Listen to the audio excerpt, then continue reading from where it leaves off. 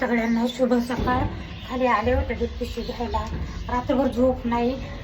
ते काबर झोप नाही मैत्रिणींना तुम्हाला मी सांगते. आमच्या शेजारी पटेल म्हणून लोक गुजरातचे राहते, तर ते वणीच्या गडावर गेलेले होते.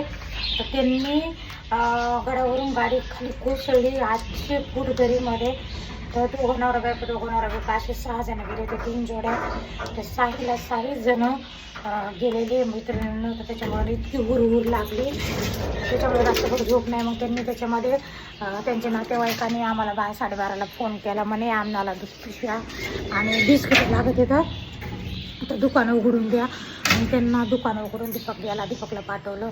12-12:30ला दूध पिशव्या आणि दुकानं बिस्किटं दिले त्यांना मैत्रिणीनं. तर त्याला सगळ्यांना हे सांगायचं आहे की खूप दुःख झालेलं आहे. म्हणजे आम्हाला आता किती केलं तर शेवटी माणूस आहे.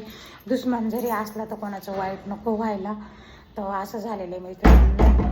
तर चला ठीक आहे, आता चहा पाणी करू.